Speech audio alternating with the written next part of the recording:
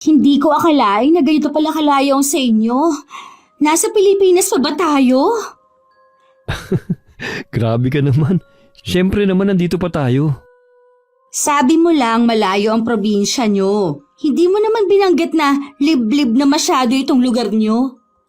Pasensya ka na kung hindi detalyado ang pagkakasabi ko sa iyo ha. Pero magugustuhan mo rin dito tumira. Mababait ang mga taga rito. At tahimik pa ang lugar na ito. Hindi tulad sa inilisan natin. Meron ba kuryente dito? May signal ba ang cellphone dito? Oo naman. Mukha lang malayo sa kabihasnan ng lugar namin. Pero naabot na rin naman ang mga makabagong teknolohiya. Bakit kasi puro puno pa rin ang nasa paligid tapos lubak-lubak pa ang daan? Mabuti nga rito mapuno pa rin. Bawal kasi dito putulin ng mga puno. Tungkol naman sa daan, ay alam ko kasi walang pondo para sa pagpapagawa. Ay, ewan ko. Hindi yata ako tatagal sa lugar na ito. Hindi ganitong lugar ang kinasanayan ko eh. Huwag ka muna magsalita ng patapos. Malay mo magustuhan mo rin dito sa katagalan. Hindi ko kasi maintindihan kung bakit dito mo pa naisip na tumira.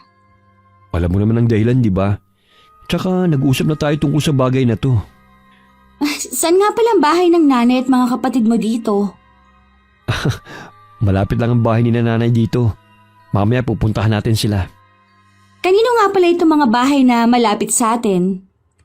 Mga kamag-anak din namin sila. Pero alam ko nasa bukid silang lahat Kaya walang tao ngayon dyan. Magpapahinga na muna ako. Isa lang palang kwarto dito? Ah, oo. Nung ipagawa kasi ito ng kapatid ko, isang kwarto lang talaga.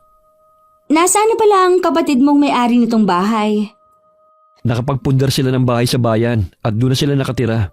Bale, isang taon pa lang na walang nakatira dito. Buti pumayag na dito tayo tumira. Oo naman. Natuwa nga nung malaman na uuwi tayo rito Ito na lang muna sigurong dala natin na kumot ang ilalatag ko. Inaantok na talaga ako At pagod sa mahabang biyahe. Sige, magpahinga ka na muna. Titignan ko lang kung ano pa ang kulang dito sa bahay. Ang bahay na nilipatan namin ay yari sa pawid at kawayan naman ng sahig. Tipikal na bahay sa probinsya.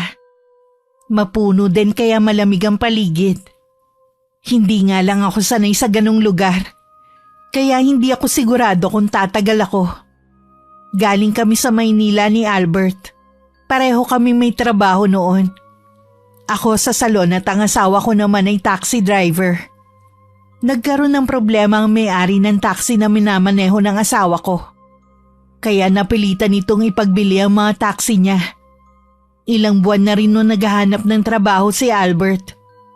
Pero dahil mahirap maghanap ng trabaho sa Maynila, matagal din siyang tambay. Hindi naman sapat ang kita ko sa pinapasukan kong salon sa mga gastusin namin. Lalo tumuupa lang kami ng bahay. Kaya nagpasya kami na umuwi na muna sa probinsya nila. Madilim na sa labas nang magising ako.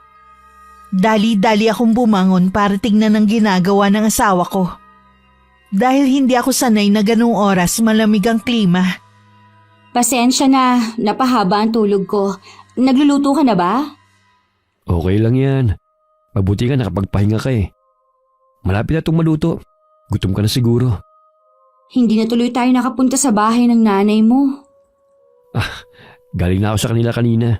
Ito nga nagpadala sa akin si inay ng mga gulay at daing na isda. Ang bait naman ng nanay mo. Sayang, hindi ko siya nakaharap kanina. Mabait talaga yun. Mabunga nga lang din minsan, parang ikaw. Nagbubunga nga lang naman ako kapag umuwi ka ng lasing sa bahay noon. Ikaw talaga hindi na mabiro. Ano nga pala niluto mong ulam? Itong tinapang bangus at nagisa ko ng upo sa sardinas. Maglalagay na ako ng mga plato para makakain na tayo. O sige, malapit na rin maluto tong sinaing. Siya nga pala, hindi ba delikado dito kapag gabi? Sinabi ko nga sa'yo, mababait ang mga tao rito sa amin. Luto na to. Makakain na rin tayo. Iniisip ko nga kung ano kaya ang pwedeng pasukan ko dito na trabaho. Tsaka kasi na maiinip ako dito sa bahay. Kararating lang naman natin. Huwag mo munang isipin yan. Oo nga, kaya lang gusto ko na magtrabaho. Magtatanong ako sa mga kapatid at pinsan ko rito kung may alam sila. Ikaw, may naiisip ka na bang trabaho na papasukan mo dito? Madali lang sa akin na makapasok ng trabaho rito. Huwag kang mag-alala. Tsaka mas makakaipon tayo rito dahil mas mura ang mga bilihin dito. Pwede na nating planuhin ang mag-anak. Hindi ako sigurado sa bagay na yan. Bakit naman? Ayoko kasing maranasan na magiging anak natin ang hirap ng buhay. Ano, mag-aanak lang tayo para masabi na pamilya? O para may makasama sa pagtanda natin? Magsusumikap ako para mabigyan ng magandang kinabukasan ng magiging anak natin. Hindi ko hahayaan na hindi siya makapag-aral at maging katulad lang natin. Madaling sabihin yan, pero mahirap panindigan. Masyado mo naman yata akong minamaliit. Alam ko naman na masipag ka. Pero sa taas ng bilihin ngayon, pagkain pa lang hindi na sumasapat. Kaya nga lumipat tayo rito para makatipid-tipid sa gastusin. Basta. Huwag na muna natin yan pag-usapan. Alam kong sumama ang loob ng asawa ko sa mga sinabi ko. Pero desidido akong hindi muna mag-anak hanggat wala kaming sapat na ipon. Para matustusan ang pangangailangan ng magiging anak namin hanggang makatapos siya ng pag-aaral. Marahil malaki din ang epekto na naging buhay namin noon. Kaya ganito ako mag-isip. Marami kasi kami magkakapatid at mula nung mga maliliit kami, isang kahig, isang tuka kami. Dahil hindi sapat ang kinikita ng mga magulang namin, hindi rin kami nakapagtapos ng pag-aaral. Kaya nangako ko nun sa aking sarili, hindi dadanasin ng anak ko ang naranasan ko noon. Kinabukasan pagkatapos ng almusal nagligpit at naglinis lang ako ng bahay. At saka kami nagpunta sa bahay ng biyanan ko. Mabuti naman nagkakilala na rin tayo, Iha. Tama nga ang sabi ni Albert. Napakaganda mo nga. Salamat po. Kumusta po kayo? Ayos lang kami dito. Kagabi nga nabanggit itong anak ko na tulog ka na. Sana hindi ka manibago sa lugar namin. Malayo to sa Maynila na kinasanayan mo. Ito nga po ang unang beses akong titira sa probinsya. Nabanggit ko nga po kay Albert na gusto ko magtrabaho para hindi ako mainip sa bahay. Dito na kayong mananghalian para makilala mo naman ang ibang kapatid ni Albert at ang pamilya nila. Sige po. Meron nga palang kalamay ubi dito. Teka lang, ikukuha ko lang kayo. Huwag na po kayo mag-abala, Nay. Busog pa naman kami. Huwag ka nang mahiya. Kung hindi nyo maubos, iuwi nyo na lang. Ang bait talaga ng nanay mo. Sabi ko naman sa iyo mabait niyang si nanay.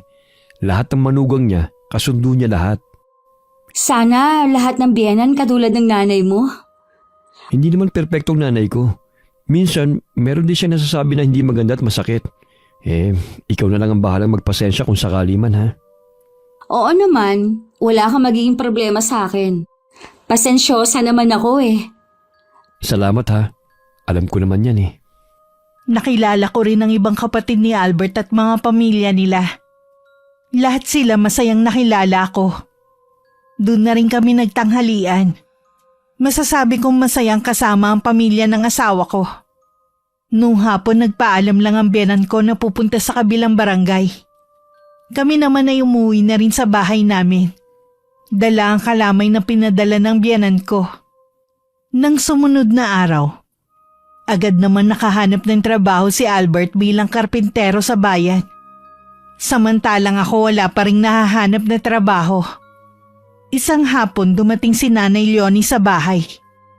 Pasok po muna kayo, Nay. Wala pa po si Albert Mamayang 6:00 pa po ang uwi niya galing trabaho. Hindi naman si Albert ang sadya ko kundi ikaw. Alam ko kasing naiinip ka na rito sa bahay. Pasensya ka na ha. Wala pa ako nahahanap na trabaho para sa iyo Okay lang po yun. Huwag na po kayo mag-abala ng hanapan ako. Naiintindihan ko naman po na mahirap maghanap ng trabaho sa ganitong lugar. Kung gusto mo kapag wala kang gagawin dito sa bahay sumama ka na lang sa akin sa kabilang barangay. Ano po ba ang ginagawa niyo doon? May trabaho po ba kayo? Wala. Doon ako nagsusugal. Naging libangan ko na kasi mula nang mabiyuda ako. Marunong po pala kayong magsugal? Natuto na lang ako dahil sa mga kaibigan. Ikaw, marunong ka ba? Medyo marunong po. Anong sugal ang alam mo? Marunong po ako magkwaho at mag-tong-its.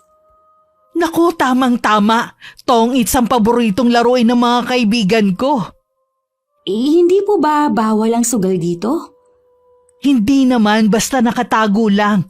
At isa pa, libangan lang naman eh. Ganun po ba? O paano, sama ka sa akin bukas? Sige po, papayagan naman siguro ako ni Albert. Oo nga pala, Iha.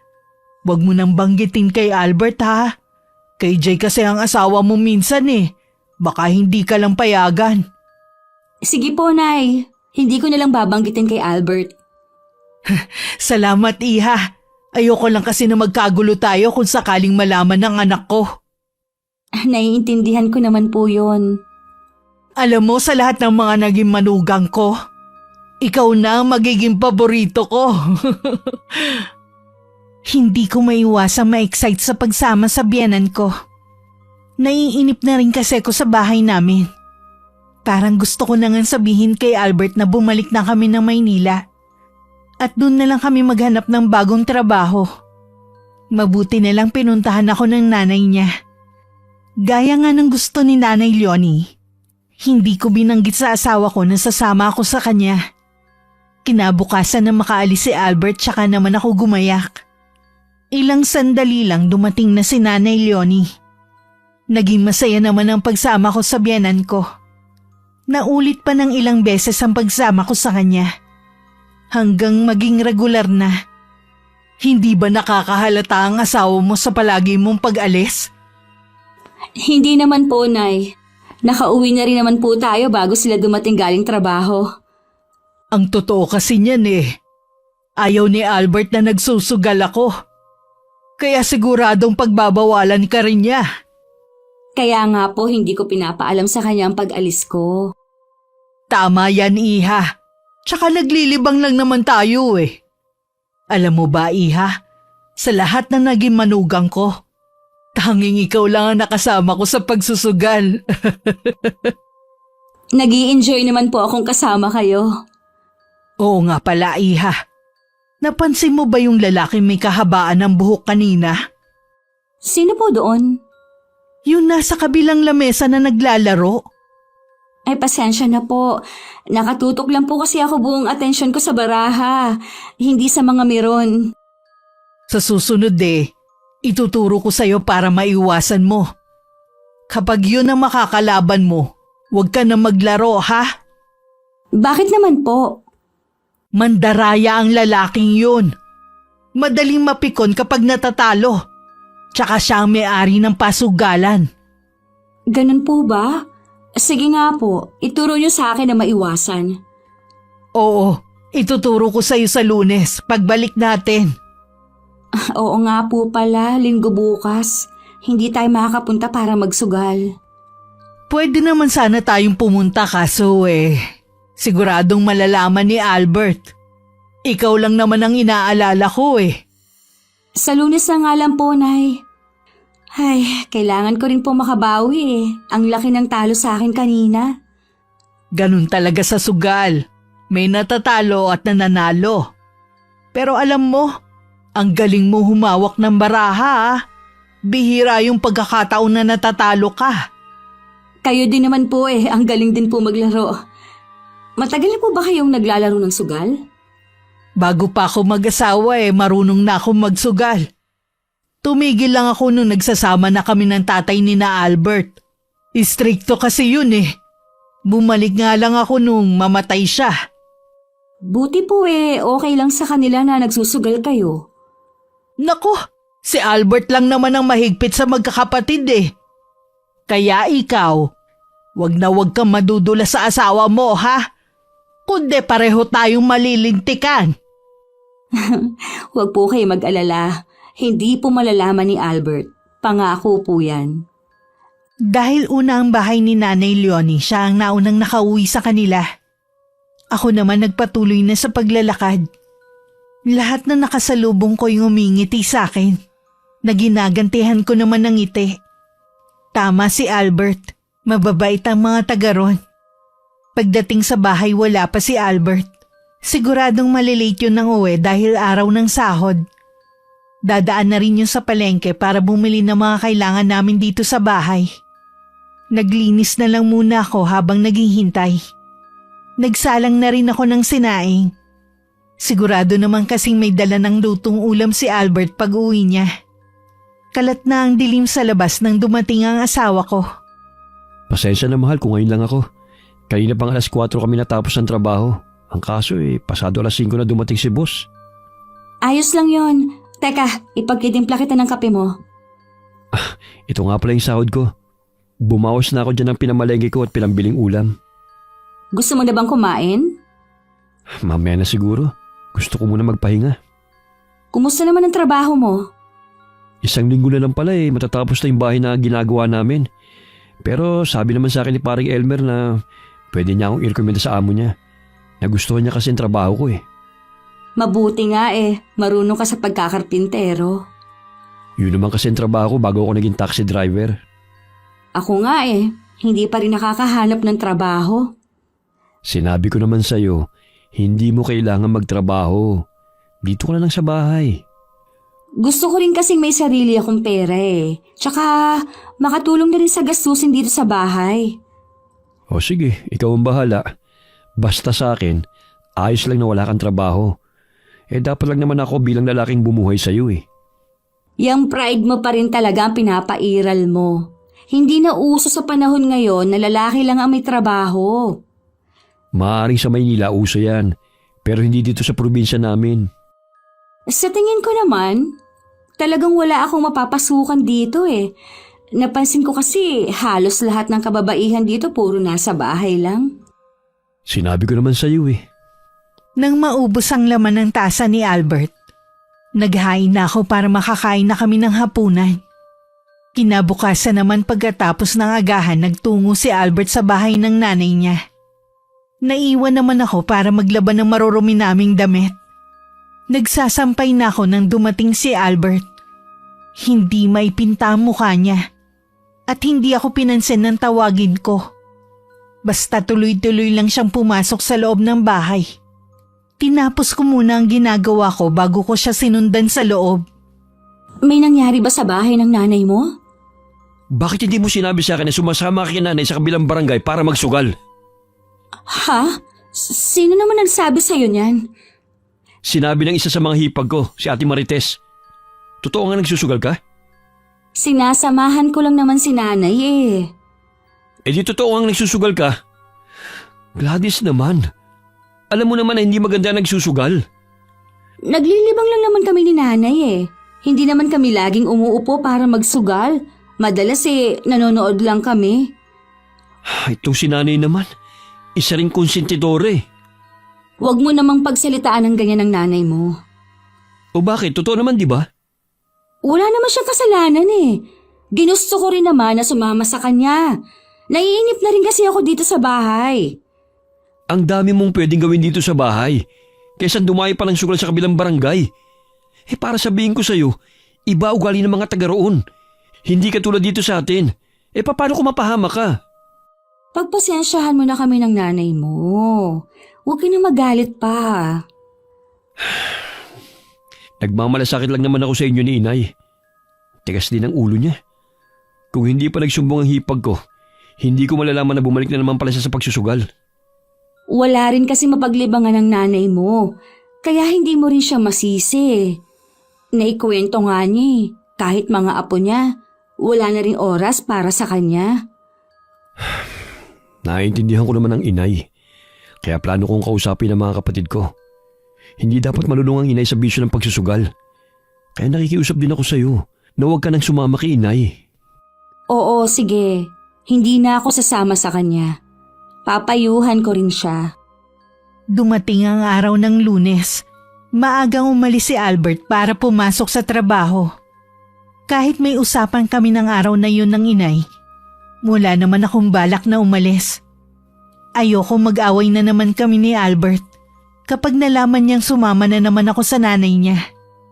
Katatapos ko lang maglinis at balak ko sanang tupiin ang mga damit na nilaban ko noong nakaraan nang biglang dumating si Nanay Leonie. May ginagawa ka yata. Pasensya na kung nakakaabala ko sa'yo ha. Nako, hindi po, Nay. Magtutupi lang po sana ako ng damit.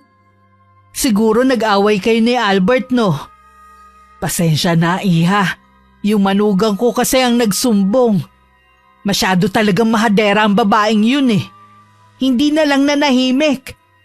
Bagay sa kanya ang pangalan niyang Marites. Sa lahat ng manugang ko, sa kanya malayo ang loob ko. Tama naman po si Albert, Nay. Hindi tama na dadayo pa tayo para magsugal. Libangan lang naman natin eh. Hindi naman tayo namemerwisyo ng ibang tao ah. Hindi nga po tayo nakakaperwisyo ng ibang tao. Kaso po, yung bulsa naman natin yung napeperwisyo. Sa bagay nga, di hindi na muna tayo pupunta. Hindi na nga po. Mahirap po kapag itinuloy pa natin eh. Baka lalong magalit si Albert. Nakakainis naman oh. Nakakaburyong naman sa bahay eh. Pwede naman po kayong tumambay dito sa bahay. Magkwentuhan na lang po tayo dito. Siguradong hahanapin tayo ng mga amiga natin sa sugalan. Pero anong magagawa natin, hindi ba? Bakit hindi na lang po kayo maghanap ng ibang mapaglilibangan? Magtanim po kaya kayo. Malawak naman po ang bakuran ninyo. Ginawa ko na yan dati. Minsan pa nga sumama pa ako sa bukid eh. Kaya lang sadyang hindi ko gusto ang ginagawa ko kaya tumigil ako. Hindi rin po kasi maganda kung malululong kayo sa bisyo.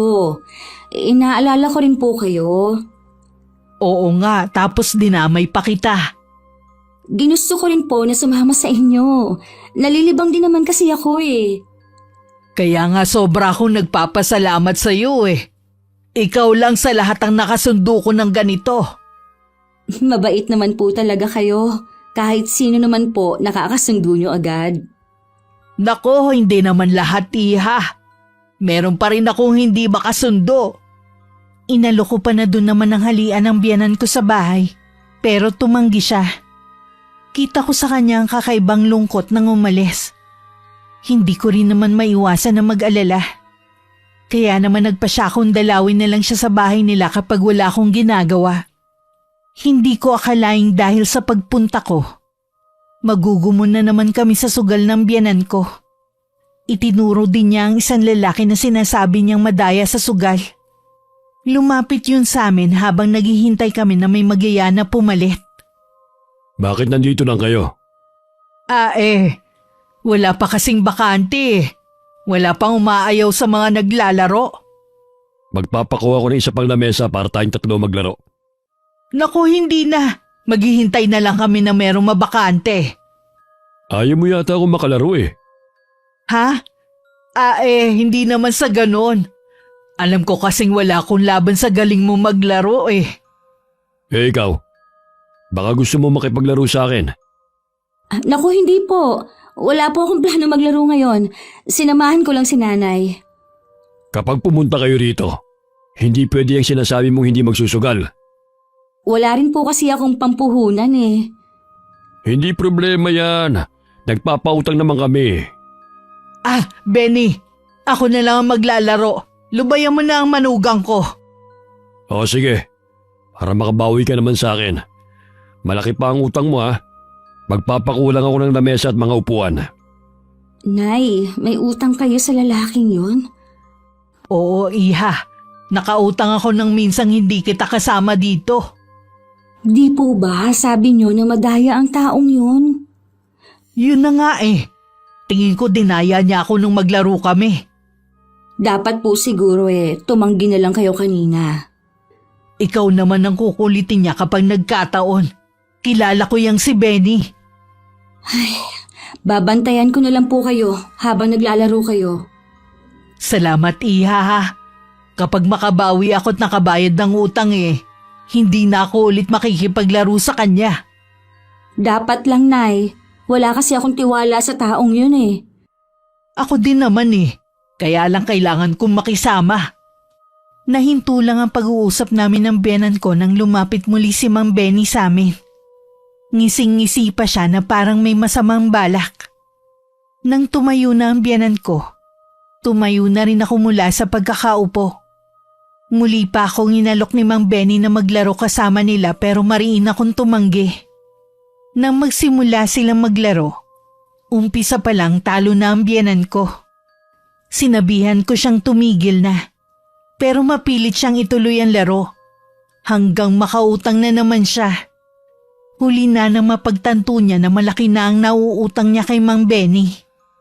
Dapat talaga nakinig na lang ako sa iyo, Iha. Paano kaya yan? Lalong lumaki ang utang ko. Huwag na po kayo mag-alala. Makakabawi din po kayo sa susunod. Huwag na lang po kayo makipaglaro kay Mang Benny. Masyadong madaya ang taong yun. Kailangan ko siyang mabayaran sa lalong madaling panahon. Dahil kung hindi, baka manggulo siya sa bahay. Kahit po paunti-unti, bayaran niyo po siya. Gasino lang kasi ang nakukuha kong pensyon sa namayapa kong asawa. Hindi sasapat yun. Baka po meron kayong mahihiraman sa mga anak niyo. Hihingi rin po ako kay Albert. Hindi naman niya ako matitiis eh. Pangako, Iha. Kapag nakabayad na ako sa pinagkakautangan ko hindi na ako ulit babalik sa pagsusugal. Huwag na po talaga kayong babalik. Hindi maganda ang kutob ko kay Mang Benny. Para kasing hindi siya gagawa ng mabuti. Marami nga akong hindi magandang naririnig sa taong yun. Ang hirap lang kasing tumanggi. Ganun naman po pala, hindi pa kayo umiwas. Kung pwede nga lang sana siyang iwasan. Kaso siya nga ang may-ari ng pasugalan. Ay, sa bagay nga, mahirap nga po talaga. Pero hanggat maaari, huwag niyo nang kausapin. Susubukan ko, Iha. Tiniyak ko munang nakauwi na ang biyanan ko bago ko umuwi sa amin. Pagdating sa bahay, wala pa naman si Albert. Hinarap ko muna ang pagsasaing para pagdating niya may pagkain na. Nito kasing mga nakaraang araw tila pagod na pagod siya lagi. Nang matapos kasi ang trabaho niya, sa iba naman siya pumasok. Mas di hamak daw na mabigat ang trabaho doon dahil all around siya. Nang makauwi nga si Albert baka sa mukha niya matinding pagod. Inasikaso ko muna siya ng gabing yun. Ilang araw na rin kaming hindi nagkikita ng biyanan ko. Kaya inakala ko talagang ibinaling na niya sa ibang bagay ang atensyon niya. Kaya ganun na lang ang gulat naming mag-asawa nang makarating sa amin ng balita. Alam mo ba na nagsusugal pa rin ang inay? Nakakasama ka pa rin ba niya? Minsan lang naman. Tsaka nangako ang nanay mo na hindi na magsusugal ulit. Ang laki ng utang niya. Nasa bahay yung mga naniningil sa kanya. Sa pagkakaalam ko kasi kay Mang Benny lang siya may utang. Nangako naman ang inay mo na babayaran sila. Kung kani-kanino siya may utang. Pati kami magkakapatid ay sinisigil na rin.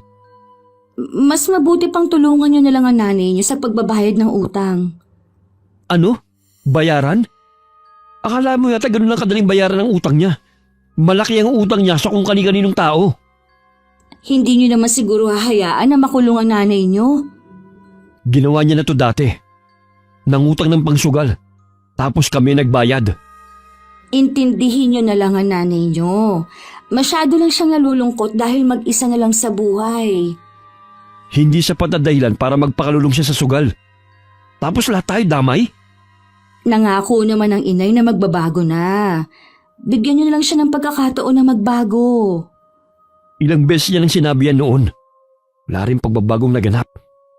Anong gagawin natin ngayon? Mag-uusap kami magkakapatid kung anong mabuting gawin. Pasensya ka na kung sinasamahan ko pa ang nanay mo. Naaawa naman kasi akong hayaan lang siyang mag-isa. Saka, lagi ko naman siyang sinasabihan eh. Akala ko naman nakikinig siya sa akin. Pagkatapos ng pag-uusap namin, nagpaalam na muna si Albert na pupunta sa kanila. Hindi na ako sumama dahil wala naman akong maitutulong. Nagkasundo silang magkakapatid na ibenta ang alagang baka ng isa nilang kapatid para merong maipambayad sa utang. Nang makabayad, bumalik na naman sa pagsusugal ang biyanan ko. Pumunta pa siya sa bahay ng araw na yon.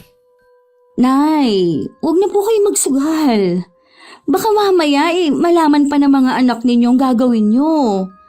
Hindi ba nangako kayo sa kanila na magbabago na? Ngayon lang naman eh. Naiinip kasi ko sa bahay. Saan naman po kayo kumuha ng pera? Dumating na kasi ang pensyon ng asawa ko. Yun ang gagamitin ko. Mabuti pa pong ibili nyo na lang ng pagkain ng pera ninyo. Huwag nyo nang ipangsugal. May pagkain pa naman sa bahay. Kaya ako nagpunta dito para yayain ka sana. Pero sa nakikita ko sa iyo parang ayaw mo nang sumama. Pasensya na po kayo, Nay. Hindi ko na kayo masasamahan. Nagbago ka na talaga. Dati naman sumasama ka eh. Wala na rin po kasi akong perang pangsugal ngayon. Hindi ko naman po ugaling mangutang. Bakit hindi ka na pinapahawak ng pera ng asawa mo? Hindi naman po sa ganon, kaya lang po sapat lang po ang kinikita niya ngayon. Magbabayad din po kasi ng inutang na pera. Ipinandagdag po sa pagbabayad ninyo ng utang. Ay, tungkulin naman nila yon dahil mga anak ko sila. Alangan naman sa ibang tao pa ako humingi ng tulong. Yun na nga po. Kaya sana naman, maawa na kayo sa mga anak ninyo. Huwag niyo na pong pasakitin ang ulo nila. Ayaw mo ba talagang sumama sa akin? Hindi po talaga. Umuwi na lang din po kayo. Huwag na kayong tumuloy. Kahit anong sabihin mo, hindi ako uuwi. Maglilibang ako ngayon. Kung ayaw mong sumama, edi wag. Nay, makinig naman po kayo. Huwag na po kayo magsugal. Ay, ang tigas ng ulo. Makailang beses ko rin pinag-isipan bago ko sinabi kay Albert na bumalik na naman sa pagsusugal ng nanay niya. Nagalit siya at pinuntahan ng ina sa kanila. Noong una tinatanggi pa ng biyanan ko. Pero nang sabihin ni Albert na ako ang nagsumbong, umamin na rin ang biyanan ko. Napaiyak pa siya nang kumprontahin siya ng asawa ko. Libangan ko lang naman yun, anak eh. Naiinip kasi ako dito sa bahay mula nang mamatay ang tatay niyo. Noon pa namang buhay ang itay namin, nagsusugal na kayo. Ganon din ang lagi niyong idinadahilan kay itay. Naglilibang lang kayo. Pero ang laki ng ipinapatalo niyo. Bakit ba pinagbabawalan mo ako? Wala ka namang ibinibigay sa bisyo ko ah. Huwag niyo po sanang kalimutan na may ambag din ako sa pagbabayad ng utang niyo. Sinusumbatan mo ba ako ha, Albert? Hindi naman po, inay. Ang sa akin lang naman po, pahalagahan niyo naman ang mga ginagawa naming sakripisyo. Hindi po biro maghanap ng perang ipambabayad lang sa utang. Simula na magtrabaho ka sa Maynila, malaki na talagang ipinagbago mo. Siguro nahawa ka na sa ugali ng asawa mo. Wala pong kinalaman sila din sa pinag-uusapan natin. Anong wala? Siya di ba nagsumbong sa'yo na nagsusugal na naman ako? Akala ko pa naman totoo mabait yung asawa mo. Mabait po si Gladys. Nagmamalasakit nga po siya sa inyo eh. Hindi ko kailangan ng pagmamalasakit niya. Pinakisamahan ko pa naman siya ng maayos. Tapos ito pa ang igaganti niya sa akin. Huwag niyo po siyang idamay sa galit niyo sa akin. Paano hindi ko siya idadamay? Dahil sa kanya kaya mo ko kinakalaban. Ano po bang gusto niyo mangyari ha? Pabayaan lang namin kayong malulong sa sugal? Tapos ano? Kami ang peperwisyon niyo sa pagbabayad? Huwag kang mag-alala. Hindi na kita lalapitan ulit kapag nagka-problema ako. Nandyan naman ang iba mo pang kapatid Sila na ang bahala sa akin. Ikaw dun ka sa asawa mong sumbongera. Naiiling na lang na tumalikod ang asawa ko at umuwi ng bahay. Naapektuhan naman ako sa ikinuwento ng asawa ko na paghaharap nilang mag-ina. Hindi ko rin nakalain na habang nag-iisa ako sa bahay susugurin ako ng biyanan ko. Parang naglaho ang kabaitan niya sa akin. Agad niya akong dinuro-duro pagkapasok pa lang niya sa loob ng tinitirhan namin ng asawa ko. Hindi ko tuloy maiwasan na manliit sa hiya. Huwag niyo naman po akong duru-duruin dito sa loob ng bahay namin. Bakit? Hindi niyo naman bahay to Bahay to ng isa kong anak. Pinatira lang kayo rito. Wala kayong sariling bahay. Hindi naman po namin ito inaangkin. Mabuti naman kung ganon. Dapat sa inyo bumalik na lang sa Maynila.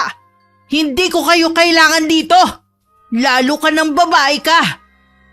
Kung nagagalit po kayo dahil nagsumbong ako kay Albert, pasensya na po kayo, Nay. Ayoko lang po na malulong kayo sa sugal. Baka magkabaon-baon na naman kayo sa utang yan eh. Wala kang pakialam. Sa susunod na magsumbong ka ulit, makakatikim ka na sa akin. Tandaan mo ang sinasabi ko sa'yo. Dayo ka lang dito. Hindi mo ako kaya. Hindi niyo po ako kailangang pagbantaan. Hindi naman po ako lalaban sa inyo eh. Mula ngayon, hindi na kita manugang. Sinayang mo lang ang pakikisama ko sa'yo.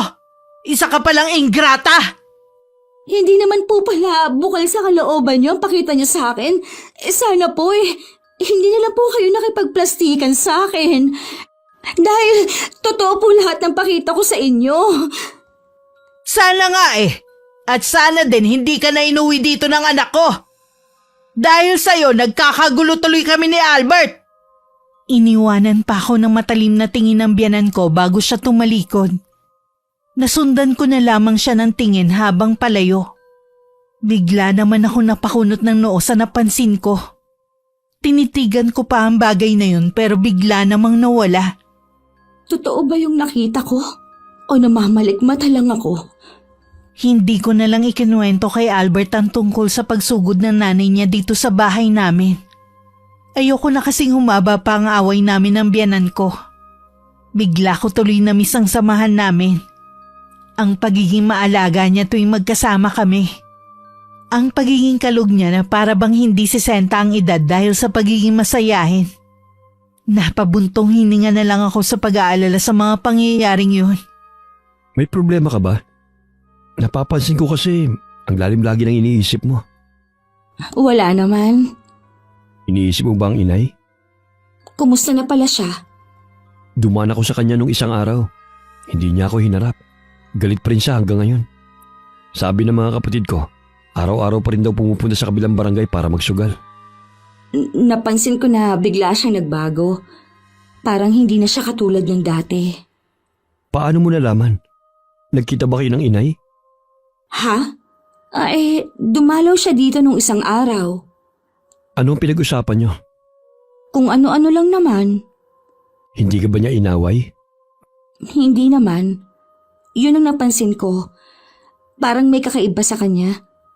Hindi ko maipaliwanag kung ano. Ang totoo niyan, yan din ang napansin nila eh. Lagi daw mainit ang ulit na kasigaw ang inay. Pati nga sa mga apo, lagi niyang pinapagalitan. Takot na raw tuloy lumapit sa kanya. Ang madalas siyang pinagdidiskitahan, yung mga anak ni Ate Marites. Gusto ko nga sanang dalawin ng inay. Nag-aalangan nga lang ako. Huwag na muna siguro. Palamigin muna natin ang sitwasyon. O sige, sa ibang araw ko nalang dadalawin ang inay mo. Nang matapos ulit ang trabaho ni Albert, isang trabaho ang pinag-iisipan niyang tanggapin. Dahil madidestino siya sa malayo. Magiging lingguhan ang kanyang uwi sa bahay. Sinabi ko naman sa kanya na ayos lang kung hindi niya tatanggapin. Nangihinayang naman siya at baka wala pa siyang mahanap na bagong trabaho. Hindi pa rin kasi kami tapos sa utang na binabayaran namin. At isa pa, mas malaki ang sahod niya. At libre naman ang pagkain at tirahan. Sa huli tinanggap niya ang trabaho na yon. 3 araw na akong mag-isa nun sa bahay. Minsan galing ako sa talipapa na kasalubong ko ang bilas ko. Sandali kami nakapagkwentuhan. At nabanggit nga niya ang pagbabago kay Nanay Leonie. Marami na nga daw gamit nito ang naibenta dahil sa pagkagumon sa sugal. Nang araw na yun nagpa siya akong dalawin ng biyanan ko. Nay? Bakit ang payat niyo? Nagkasakit po ba kayo? Anong ginagawa mo rito? Di ba sabi ko sa'yo ayaw kitang makita? Gusto ko lang po kayong kamustahin. May dala nga po pala ako sa inyong pagkain. Galing po kasi ako kanina sa talipapa. Pinera mo na lang sana. Marami namang pagkain dito sa bahay eh. Pasensya na po kayo. Wala po akong pera eh. Lagi ka namang ganyan. Hindi ko alam na pagkatapos kitang pakisamahan ng maayos ito pa ang igaganti mo sa akin. Nay, Umalis ka na! Hindi ko kailangan ng pagbisita mo! wag na po tayong mag-away, Nay. Namimiss ko na nga po yung samahan natin Ibalik na po natin yung dati. Bigyan mo na lang ako ng pera kung gusto mong hindi na kita awayin. Pasensya na po talaga, Nay. Hindi ko po kayo pwedeng bigyan ng pera. Tsak po kasing ipang susugal nyo lang. Akala mo naman hindi ka naging sugarol dati. Hoy! Huwag kang magmalinis! Malaki rin naman ang naipatalo mo. Hindi ko naman po yun ikinakaila Pero binago ko po dahil ayoko pong pati si Albert mamroblema kung sakaling mabaon ako sa utang. Umalis ka na lang! Alis!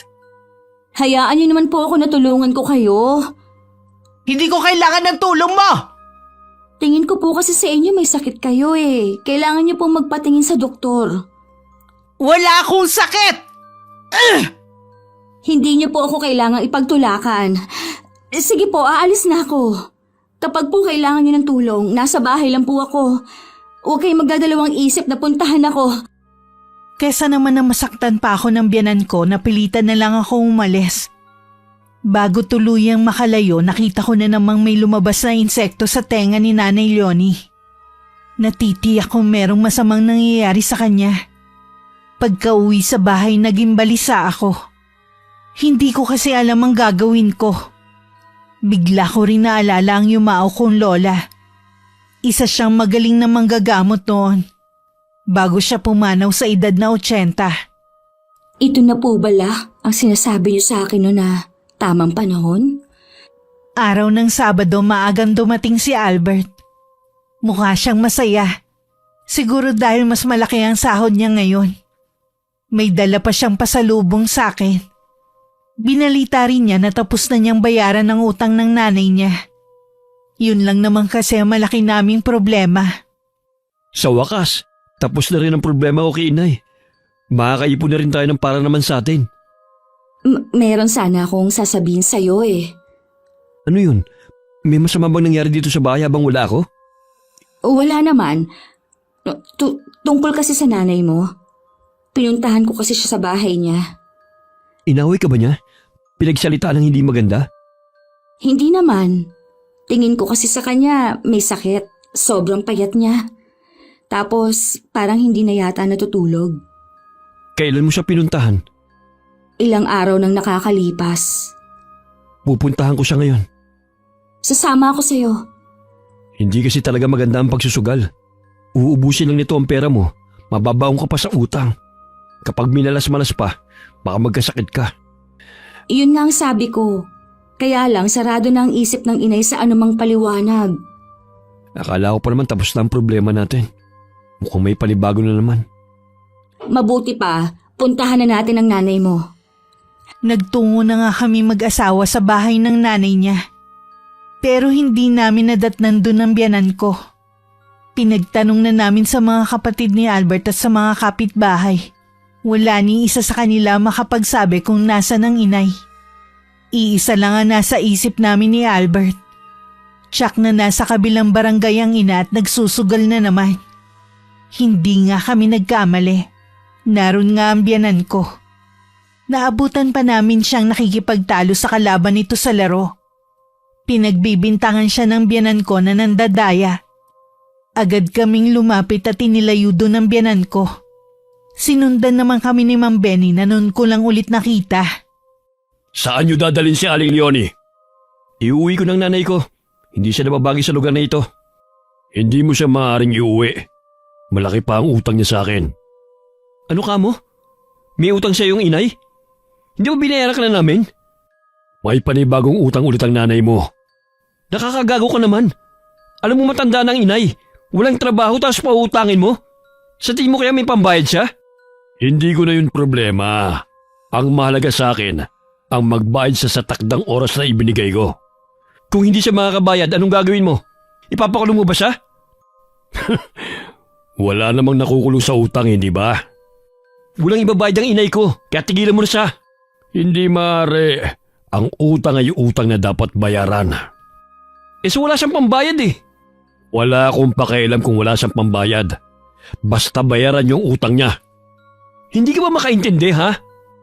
Naiintindihan ko. Pero gawan mo ng paraan. Nagawa niyo nga dati. Talagang... Tama na yan. Baka kung ano pang gawin niya sa'yo eh. Baluarte niya to. Alam mo, mabuti pa ang asawa mo eh. Madaling makaintindi. Bakit ka pala hindi ka na sumasama sa biyanan mo magsugal ha? Matagal na akong tumigil. Ganun ba? O paano? Magpapadala lang ulit ako ng tao para kumuha ng bayad sa bahay nyo. Gago talaga. Wala talaga akong respeto sa mga katulad niyang matanda na walang pinagkatandaan. Huwag ka nga gumawa ng eskandalo dito. Baka mamaya dito pa tayo mapahamak. Tarantado kasi yung lalaking yun eh. Pati matanda gustong perahan. Pasensya na kayo, pati tuloy kayo na damay pa. Bakit ba kasi ang hirap niyong kausap, Nay? Pinagsabihan na namin kayo ng paulit-ulit. Hindi naman kayo marunong maawa sa amin eh. Sa bahay na lang natin ito pag-usapan. Papagpahingahin muna natin ang inay. Mukhang hindi magandang lagay niya eh. Sumakay na kami sa tricycle na inarkila lang namin. Kami ng biyanan ko sa loob sumakay. Samantalang si Albert sa likod ng driver. Habang umaandar ang tricycle, napasulyap ako kay Mang Benny. Nakatingin din siya sa amin.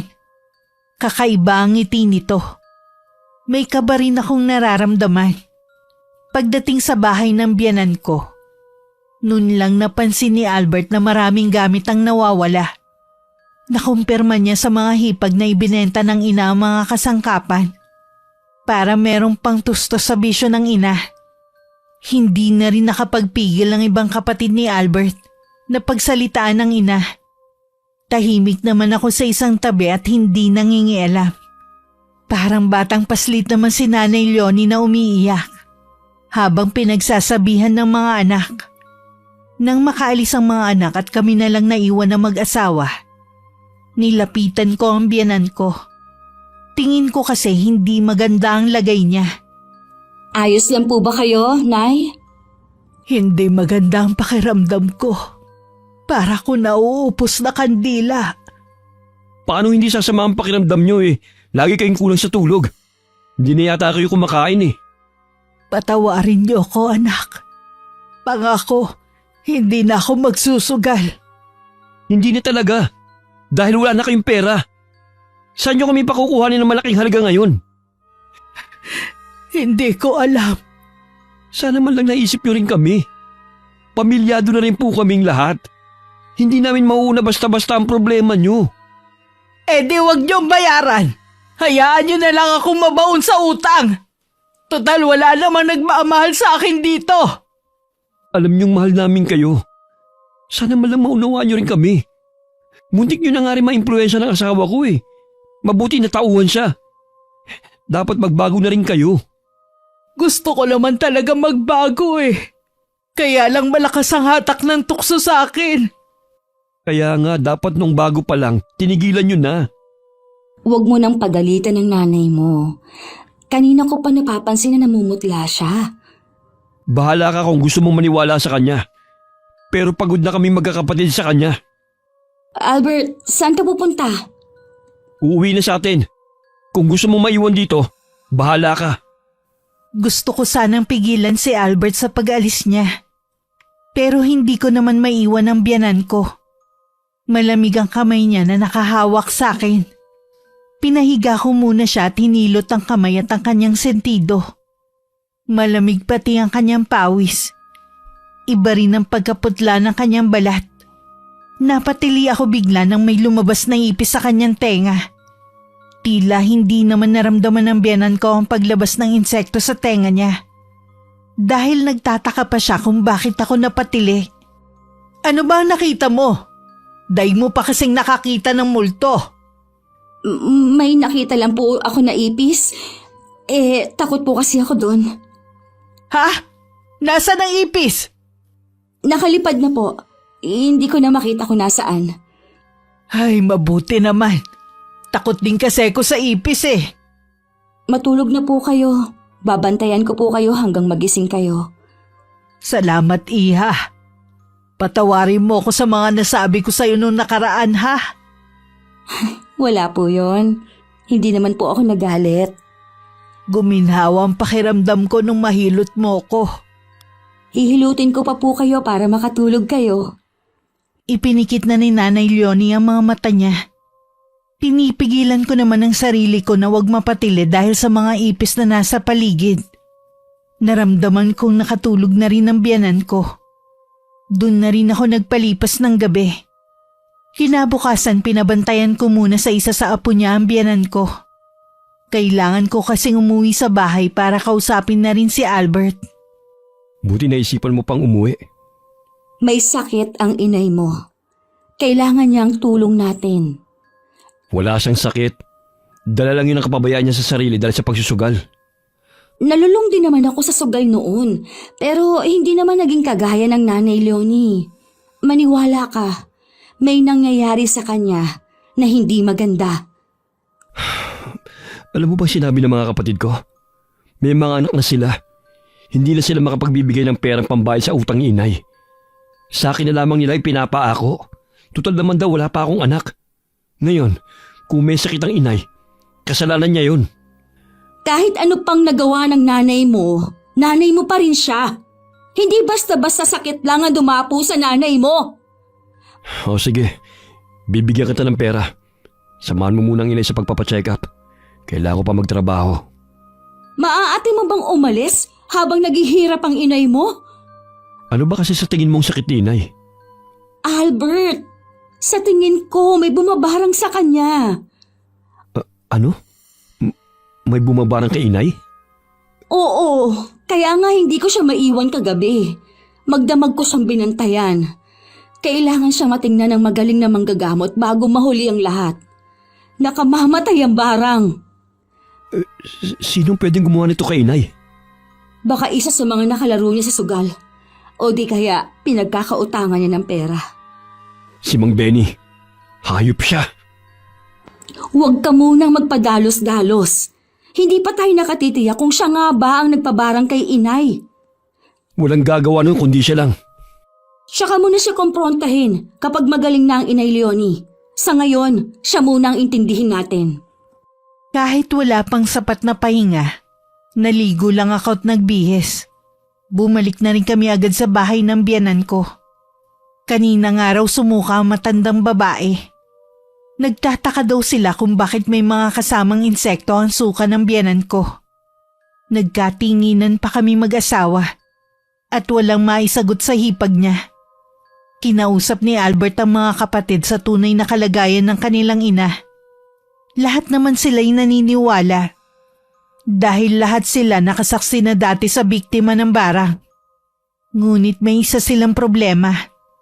Matagal nang namayapa ang huling manggagamot sa lugar na yon. Maghahanap pa sila ng albularyo sa ibang lugar. Mas mabagsik ang barang kumpara sa kulam. Ang barang kasi, kahit mahawakan lang niya ang taong gusto niyang gawa ng masama, ay magagawa niyang saktan. Sa pamamagitan din ng pagkontrol sa mga insekto, kaya niyang utusan ng mga ito na pumasok sa katawan ng tao. Kung saan sana naghanap ang mga kapatid ko ng manggagamot, pero wala silang makita. Ang lola ko, isang manggagamot dati. Hindi lang siya basta manggagamot. Wala ring makatalo sa kanya noon. Di ba matagal nang patay ang lola mo? Oo, matagal na siyang patay. Pero ang panggagamot niya, nagawa niyang maipasa sa akin. Talaga? Marunong ka manggamot? Bakit ngayon mo lang nabanggit yan? Dahil ayoko naman talaga manggamot. Alam ko kasi, sa bawat panggagamot ay naipapasa minsan ang sakit ng pasyente. Walang sakit nung mamatay ang lola ko. Pero alam kong dala niya ang sakit ng mga taong ginamot niya. Yun ang nagpahirap sa kanya. Wala ka naman palang balak gamitin ang kaalaman mo. Bakit sinasabi mo pa yan? Kahit hindi ko pa nasusubukan manggamot, nasa puso't isip ko naman ang mga pangaral ng abuela ko. Magagamot mo kaya ang inay? Gagawin ko ang lahat para magamot siya. Pero kailangan pa rin nating malaman kung sino ang bumabarang sa kanya para malaman natin kung ano ang gusto niya. Hahanapin ko si Mang Benny. Malakas talaga ang kutob ko na saan nagbabarang kay inay. Hinanap nga ng asawa ko si Mang Benny. Nakita naman niya ang lalaki sa pasugalan nito sa kabilang barangay. Dahil nga sa ginawa niyang panggugulo noon, hindi na siya pinapasok. Sinabi na lang niya sa isa sa mga regular nang nagsusugal doon na gusto niya makausap ang lalaki. Agad namang sumunod ang taong pinakiusapan niya. Habang palapit sa asawa ko si Mang Benny, matinding pagpipigil lang ang ginagawa ni Albert para hindi siya sugurin ng suntok. Tumigil lang may edad ng lalaki, ilang di pa ang layo sa asawa ko. Nakapamulsa pa siya at may nakakalokong ngiti sa labi. Nandito ka na ba para bayaran ng utang ng nanay mo? Hindi yun ang pinunta ko rito. Huwag mong sabihin na nandito ka para maglaro. Pwede naman. May isa pang bakante sa isang lamesa. Ba gusto mo ron? Hindi ako nagsusugal kahit na kailan. Sabihin mo na kung ano sadya mo. Huwag mo aksayin ang oras ko. Ikaw ba nagpabarang sa nanay ko? Magsabi ka ng totoo. Anong barang? Baliw ka na ata eh. Kahit ako laking probinsya, hindi ako naniniwala sa ganyan. Walang pwedeng gumawa nun sa nanay ko kundi ikaw lang. Paraan nyo ba yan para makaiwas sa malaking pagkakautang sa akin ng nanay nyo, ha? Totoo ang sinasabi ko. Merong bumabarang kay inay. Kaya nga ako nandito eh. Dalakala ko, ikaw ang nasa likod ng pangbabarang sa nanay ko. Kumita na yan, iho. Wala na bang iba? Wala na bang kayo naiisip na dahilan para makaiwas sa utang? Talaga bang wala kang alam sa nangyayari kay inay? Gusto kong makita ang kalagayan ng inay mo. Kung ikaw may duda sa akin, mas lalo naman ako. Isinama nga ng asawa ko si Mang Benny sa bahay ng nanay niya. Nang mga sandaling yun, malala na ang kalagayan ni Nanay Leonie. Namamagana ang buong katawan niya dahil sa mga sugat na bigla na lang tumubo sa balat niya.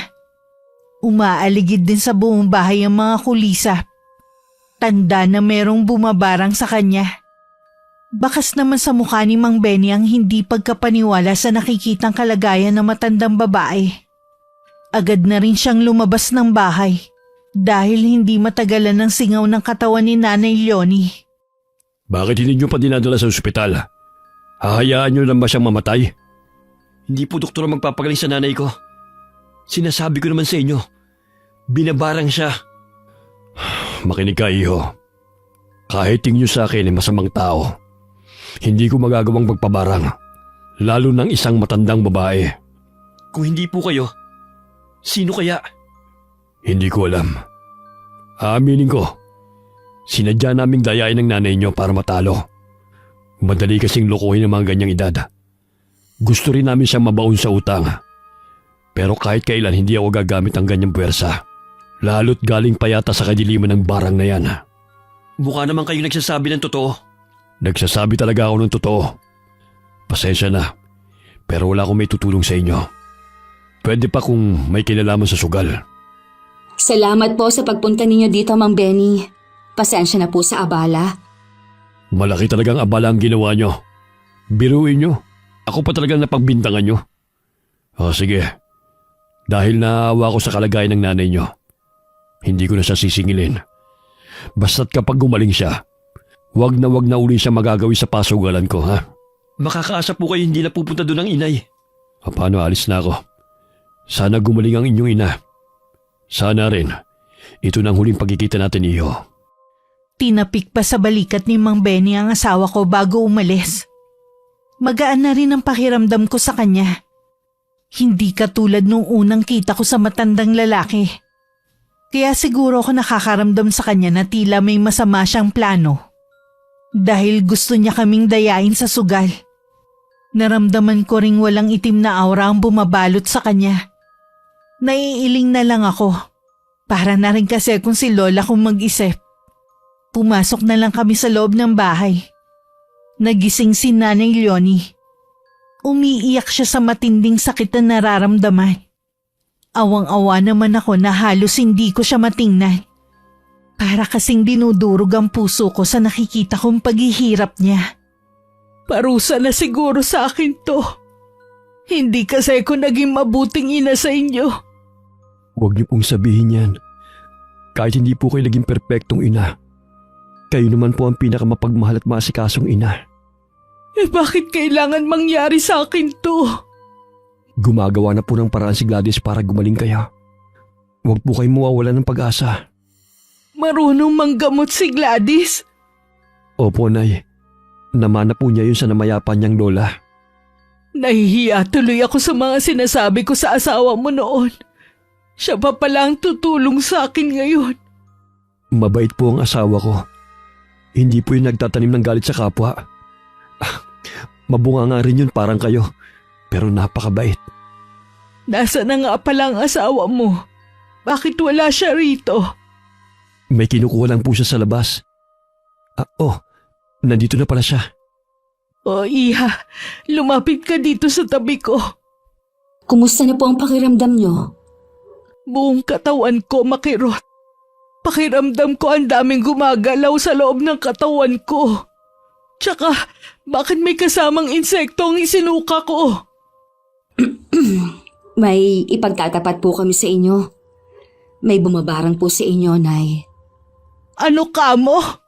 Pero sino ang gagawa nito sa akin? Hindi kaya si Benny? Hindi po siya. Katunayan nga po niyan, nandito siya kanina. Nilinaw po niya na wala siyang kinalaman sa nangyari sa inyo. Siguradong isa sa mga nakalaro ko sa pasugalan ang gumawa nito sa akin.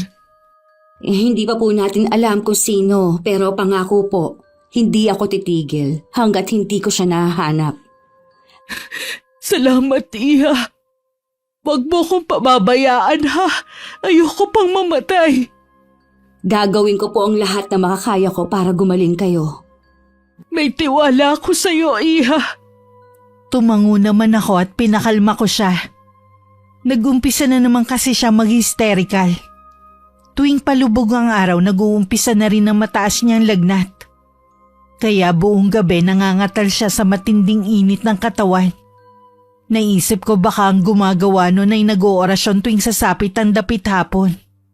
Ilang gabi na rin akong walang tulog sa kakabantay sa biyanan ko.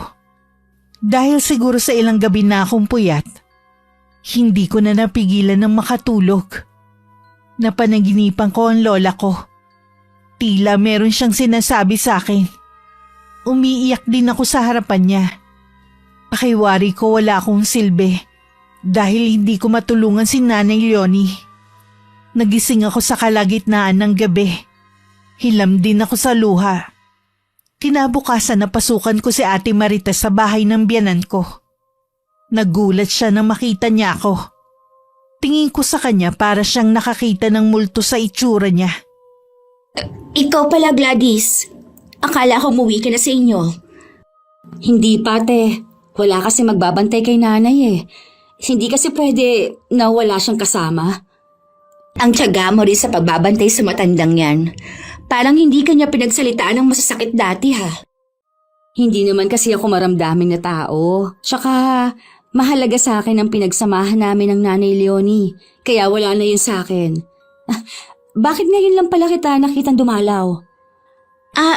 Kasi marami akong ginagawa din. Tapos, ayaw naman pumunta dito ng mga anak ko. Ganun ba? Buti ngayon dumalaw ka. Sabi kasi ng asawa ko, lumalala raw ang lagay ng inay. Lumalala nga eh. Pero naniniwala ako na gagaling din ng inay. Isang himala na lang ang makakapagligtas sa kanya. Hanggang ngayon kasi, wala pa rin hahanap na albularyo. O sige, paano? Uuwi na ako. Magluluto pa kasi ako eh. Sige te, sana dumalaw ka ulit. Tumango lang siya sa akin. Bigla ko naalala ang mga ikinuwento ni Nanay Leonie tungkol sa babae. Sa lahat daw ng manugang niya, si Ate Marites ang hindi niya kasundo dahil para daw nasa loob ang kulo.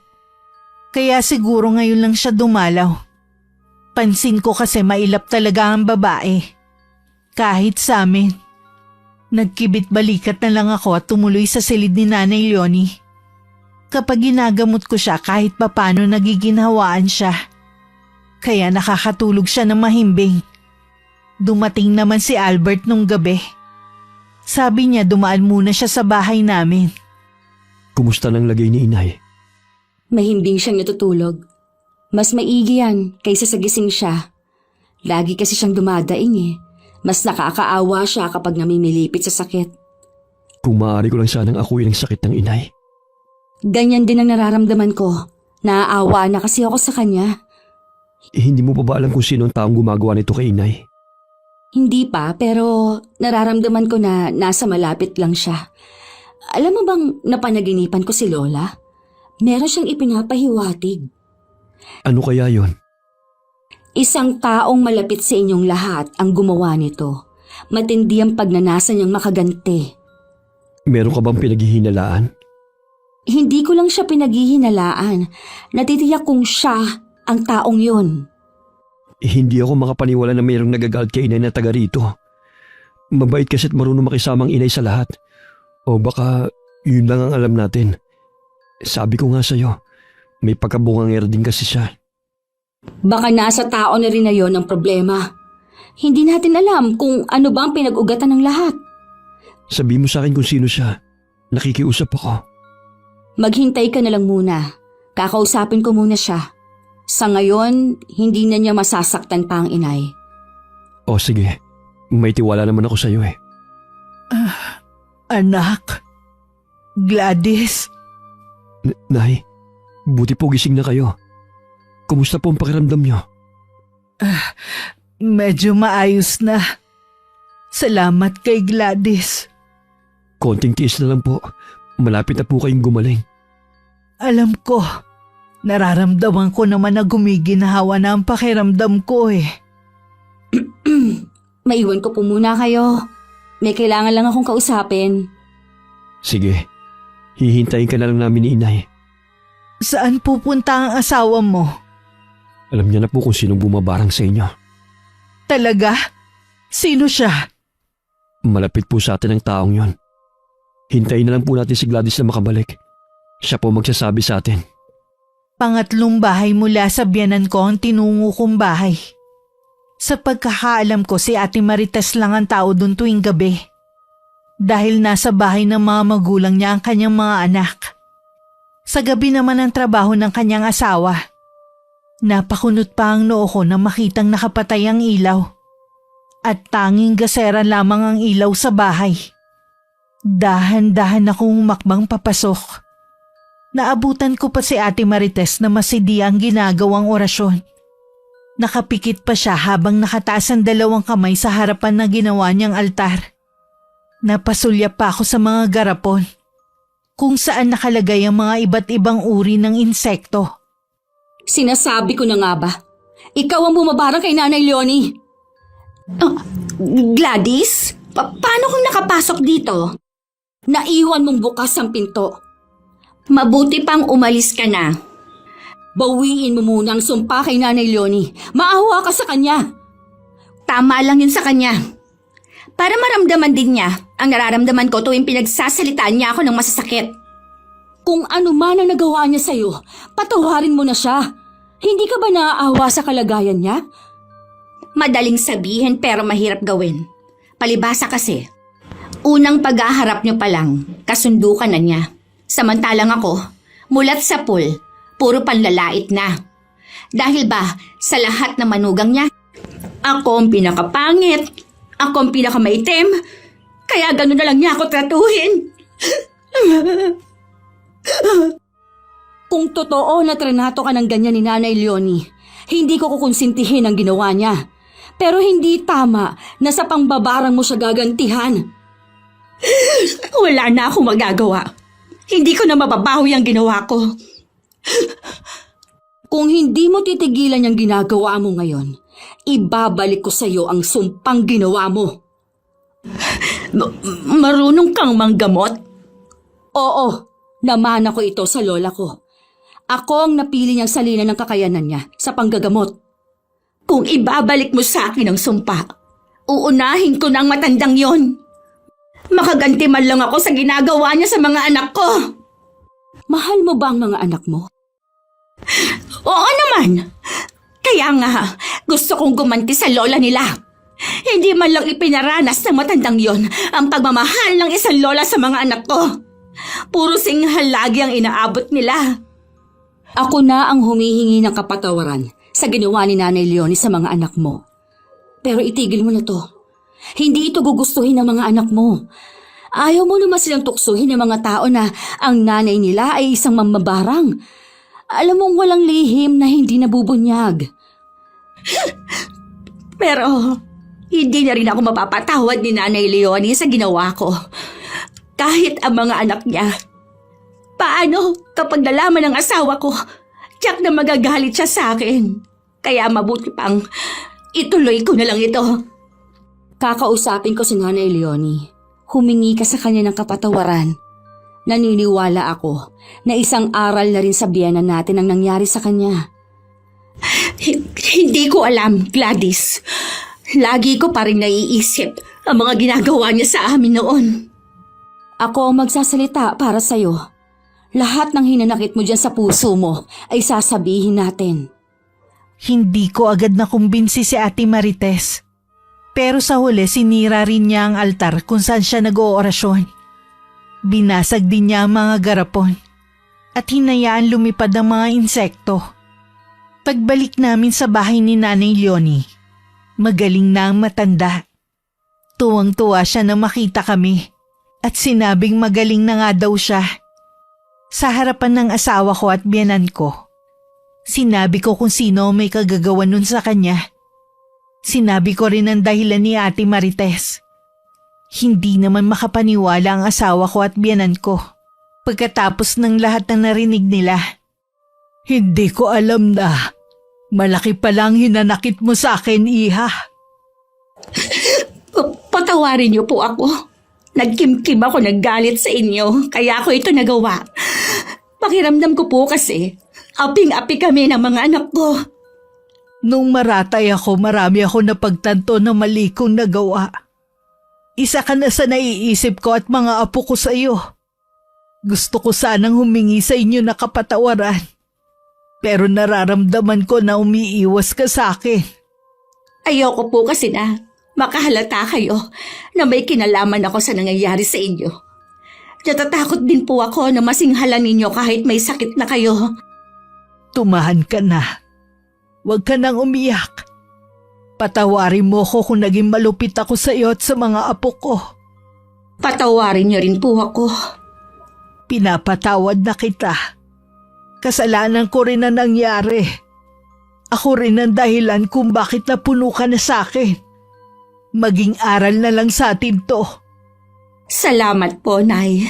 Napakabait niyo po para patawarin pa ako. Pasensya ka na, Iha, kung naging bulag ako sa mga magaganda mong katangian. Mas makakabuti rin na ilihim na lang natin ang pangyayaring to. Sigurado ka, Albert? Oo naman. Pamilya pa rin tayo. Ayoko na masaktan si Kuya kung lalabas pa ang pangyayaring to. Sang-ayon ako kay Albert. Walang dapat makaalam sa nangyari sa akin.